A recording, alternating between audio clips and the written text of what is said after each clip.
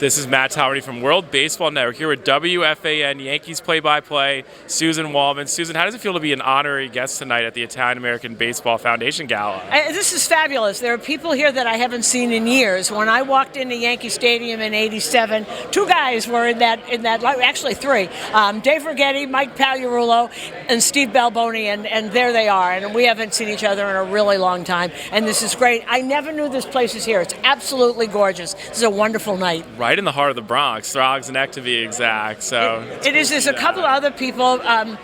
Francisco Cervelli is here. I haven't seen him since he left the Pirates, and of course my dear friend Joe Castiglione, who's being honored here tonight. I knew him before I was in this business. Joe Castiglione knew me in my other life, and we've been friends for a very long time, so I wouldn't miss that. A lot of global presence people also here. You have the president of the World Baseball Softball Confederation, Ricardo Fercari. Rob Manfred is also here. What's it like to see big, global components that are with us tonight? Well, it's becoming a global sport, and it really has. And Rob Manfred, we talk about this all the time because the Yankees obviously went to Tokyo. We went to London to do the games, and to see the effect on those cities, it's absolutely magnificent. That weekend in London, I'll never forget it. And of course, if you've never seen baseball in Japan, it is an experience. Give yourself a couple of weeks to get reacclimated when you get back here, but those are experiences that only happen because of what is happening now with Rob Manfred, and I think it's wonderful.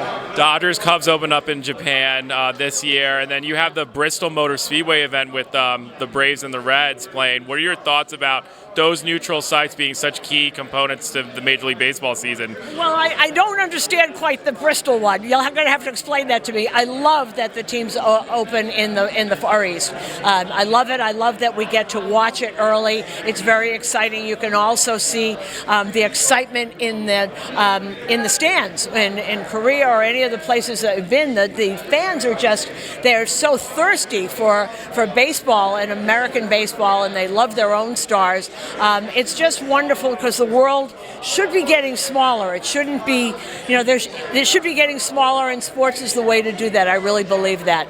Last year, the game up between the Giants and the Cardinals at Rickwood Field, right before the passing of Willie Mays, what was your thought about MLB prior to the game happening, just bringing, the enrichment of the Negro Leagues and the stories from Rickwood to that particular day? Well, we all watched that game, as much as we could when the game was on. I thought it was magnificent. If you've never been to the Negro Hall of Fame in Kansas City, go have Bob Kendrick take you around.